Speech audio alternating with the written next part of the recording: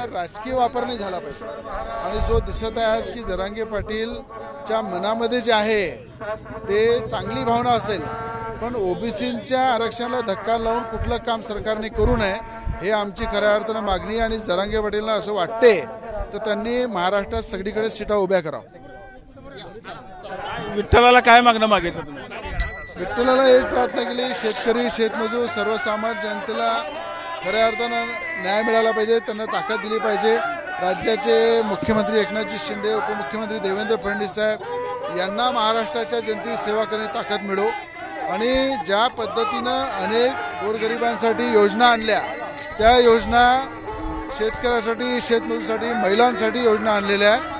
ह्या योजनाच्या माध्यमातून दिसतं की शेतकऱ्यांसाठी सर्वसामान्य जनतेसाठी सरकार पॉझिटिव्ह आहे, सरकारची इच्छा आहे काम करायची आहे। आणि त्या भावनेतून आज या वारीमध्ये माऊलींसोबत आम्ही पायवारी करताय।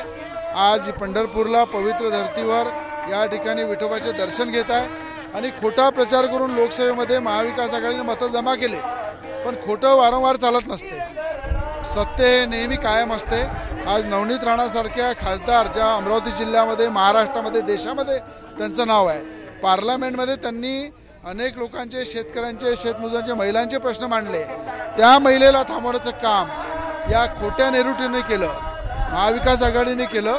येणारा जबाब विधानसभेमध्ये नक्की जनता या खोटारड्या राजकीय नेत्यांना देईल।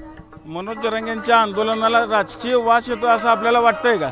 नक्कीच मला वाटते ओबीसीच्या कुठल्या आरक्षणाला धक्का न लावता जरांगे पाटील साहेबांना आरक्षण देणं, मराठ्यांना आरक्षण देणं कोणाचा आक्षेप नाही आहे, पण मला असं वाटते जरांगे पाटील आता राजकारणाकडे ओढलेले आहे। त्यांनी संपूर्ण महाराष्ट्रामध्ये सीटा उभ्या करावं आणि एकदा राजकीय किती कोणाची ताकद आहे कशी आहे ती समजून घ्यायला पाहिजे की राजकारण हे वेगळं असते।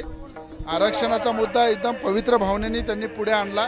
ओबीसीच्या कुठल्याही आरक्षणाला धक्का न लावता त्यांना आरक्षण मिळत असेल तर आमचाही पाठिंबा आहे, पण याच्या माध्यमातून त्यांना राजकारणात उतरायचं असेल, आमदार उभे करायचे असतील त्यांनी पूर्ण महाराष्ट्रात उभ्या करावं, त्यांना शुभेच्छा। कालच्या विधानसभेला जर आपण बघितलं तर काँग्रेसची काही मतं फुटली होती, 14 मतांचा हे झालं, काय नक्की कुठली मतं गेली असतील?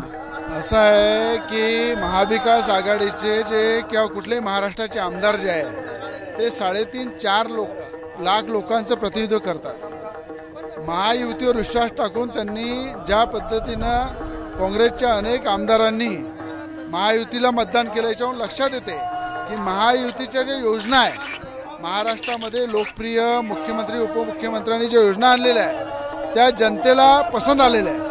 आणि भविष्यामध्ये त्यांना धोका आहे की महाविकास आघाडीचे आमदार निवडून येतील नाही येतील, म्हणून त्यांनी आपला विश्वास महायुतीवर टाकला आणि प्रचंड मतदान हे महायुतीला केलं।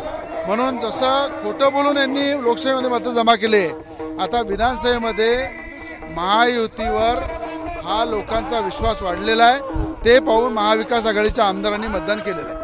शरद पवार म्हणतात की विधानसभेला 225 जागा आम्ही जिंकू। आता प्रत्येक प्रश्न आपापल्या पद्धतीने बोलते, पवार साहेब आपल्या पद्धतीने बोलले, पण एक लक्षात ठेवा पवार साहेबांनाही हे माहीत आहे की लोकसभेमध्ये लोकांशी खोटं बोलून यांनी मतदान जमा केलं आहे। विधानसभेमध्ये कुठलाही खोटा नेरेटिव्ह चालणार नाही, जे काम केलं राज्य सरकारने ते लोकांच्या कामात येणार आहे। आणि त्याच्या माध्यमातून पवार साहेब जरी आपला विश्वास काही दाखवत असेल महाविकास आघाडी टिकवासाठी, त्यांना माहीत आहे महाविकास आघाडी टिकवायची आहे तर अजून काहीतरी खोटं बोलावं लागेल, म्हणून ते 225चा आकडा बोलत आहे। वडनेरा मतदारसंघामधून तुमच्या उमेदवाराला कुठतरी विरोध होता विधानसभेला, कसं बघता? रवी राणा हा विरोधातूनच तयार झालेला आहे। राजकीय नेत्यांच्या विरोधातून नवनीत राणा अपक्ष खासदार झाल्या, राजकीय नेत्याच्या विरोधातूनच काही मतं कमी पडली, आम्हाला आमचा पराभव झाला। तर रवी राणाला सातत्यानं राजकीय प्रस्थापिक जी आहे ते विरोध करतात, पण जनता जनार्दन नेहमी माझ्यासोबत राहते आणि मला विश्वास आहे माझ्या मतदारसंघामध्ये 25 ते 27 हजाराचा लीड आहे आणि सगळ्यात जास्त मतांनी जिल्ह्यामधून जनता मला निवडून देईल आणि जिल्ह्याचं चित्र यावेळेस वेगळं राहील। अनेक मतदारसंघात नवीन आमदार येतील जे चांगल्या लोकप्रतिनिधीला पाळण्याचं काम ज्यांनी आज केलं त्यांना सुद्धा अमरावतीची जनता धडा शिकवणार आहे।